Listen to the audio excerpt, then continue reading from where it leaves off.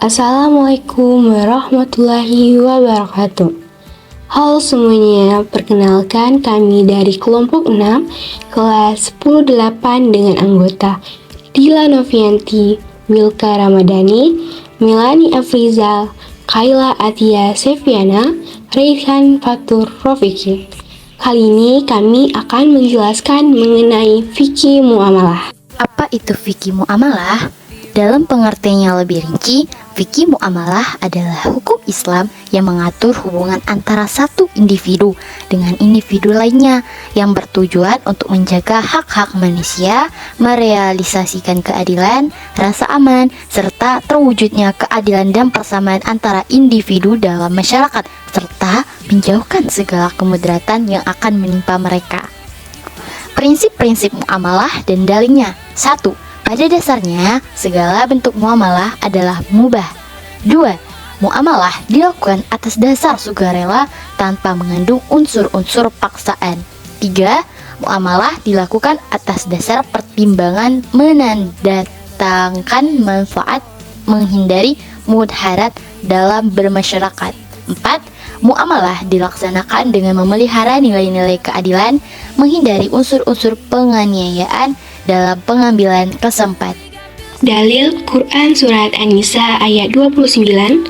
Hai orang-orang yang beriman, janganlah kamu saling memakan harta sesamamu dengan jalan yang batil, kecuali dengan jalan perniagaan yang berlaku dengan suka sama suka di antara kamu.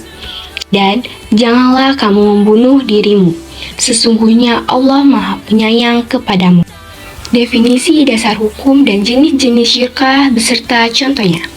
Dalam bahasa Arab, syirkah adalah menggabungkan dua bagian atau lebih menjadi satu kesatuan utuh, sehingga tidak dapat dibedakan kembali satu bagian dengan bagian yang lainnya. Istilah syirkah, kerjasama atau perkongsian antara dua pihak atau lebih yang bertujuan untuk melaksanakan suatu usaha. Dasar hukum syirkah. Berdasarkan hadis, yang menjadi dasar hukum syirkah adalah mubah. Quran Surat An-Nisa ayat 12 surat ke-24. Jenis-jenis syirkah.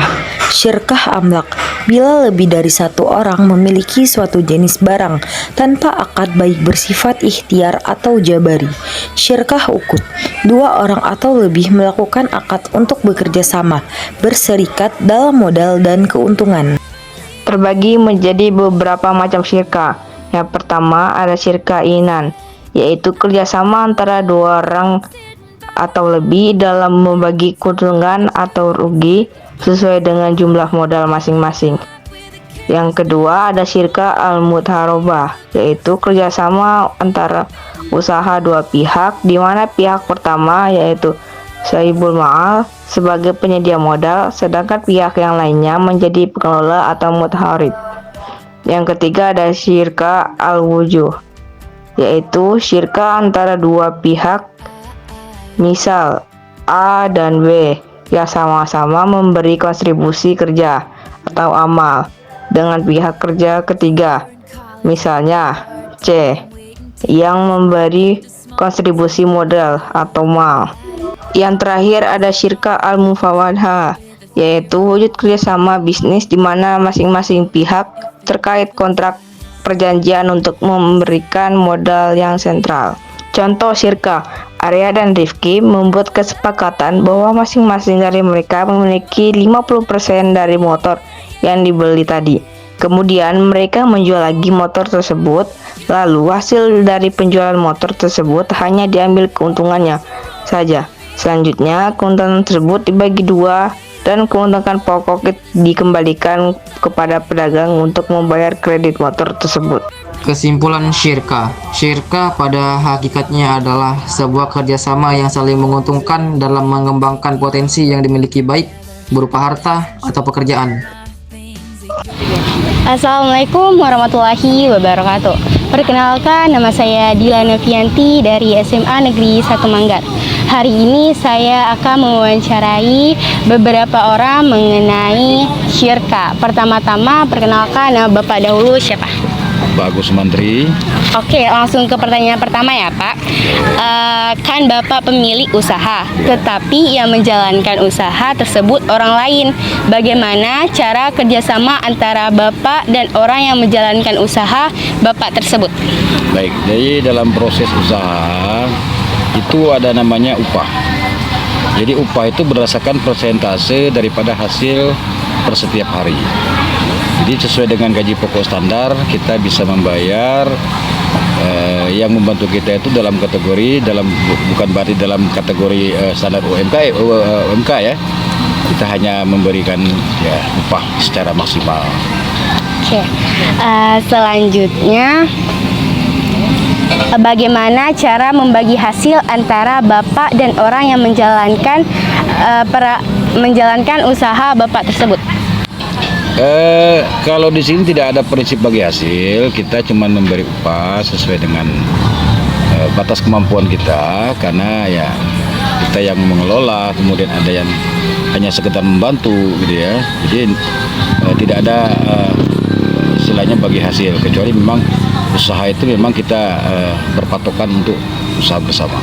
Oke Pak, pertanyaan terakhir, apakah Bapak tahu apa itu syirka dalam fikih muamalah?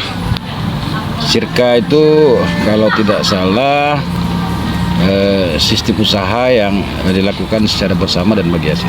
Oke, terima kasih banyak Bapak Agus.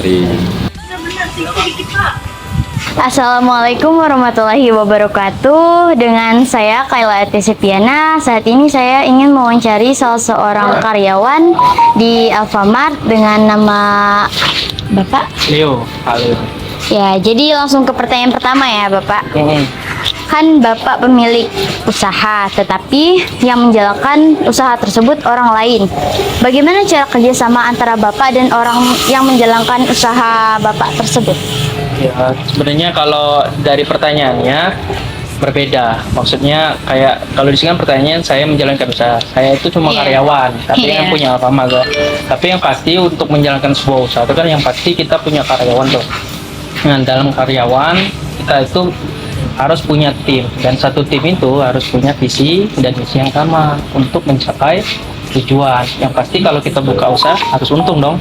Nah, dari visi misi yang sama itulah kita bangun strategi gimana cara mencapainya. Kalau itu udah kita briefingkan dan semua timnya tahu, insya Allah bisa tercapai. Saya kira itu. Oke, baik, terima kasih. Untuk soal yang kedua, bagaimana cara membagi hasil antara Bapak dan orang yang menjalankan usaha Bapak tersebut? Kalau di Alfamart, yang pasti kan punya rahasia dapur ya, yang tidak bisa dibagi. Tapi kalau kita bicara tentang keuntungan, kita bicara mungkin kayak ini aja nih. Misal adek, misal punya barang ya, punya barang, misal contoh Citato. Nah, Citato adek mau jual ke Alfamart tuh. Nah, tentu dari harganya adek dan harganya kita tuh pasti ada yang beda toh. Nah, dari perbedaan harga itulah yang menjadi keuntungan kita berdua. Untuk pembagiannya saya kurang tahu pasti karena itu rahasia dari Alfamart. Oke, baik, terima kasih Pak. Untuk soal yang ketiga, apakah Bapak tahu apa itu syirka dalam fikih muamalah? Kalau itu sih nggak tahu, skip. Oke, makasih Bapak. Iya. Assalamualaikum warahmatullahi wabarakatuh. Di sini saya akan mewawancarai salah satu orang karyawan yang bekerja di Indomaret tentang syirkah. Ya, baik, dengan soal yang pertama, Bapak pemilik usaha, tetapi yang menjalankannya usaha tersebut orang lain. Bagaimana cara kerjasama antara Bapak dan orang yang menjalankan usaha Bapak tersebut?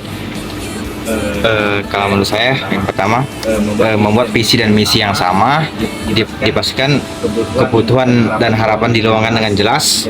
Kedua, saling melengkapi kekurangan satu sama lain.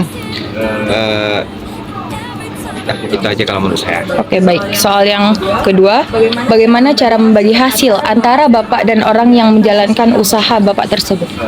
Itu dengan cara membagi hasil antara 75% dan 25% antara yang punya usaha dan yang menjalankannya. Oke, baik. Soal yang ketiga, apakah Bapak tahu apa itu syirkah dalam fikih muamalah? Menurut pandangan saya, merupakan persekutuan antara dua orang atau lebih dalam menjalankan usaha untuk mendapatkan keuntungan. Oke, baik. Terima kasih, Bapak. Sekian video dari kami akhiri. Wassalamualaikum warahmatullahi wabarakatuh.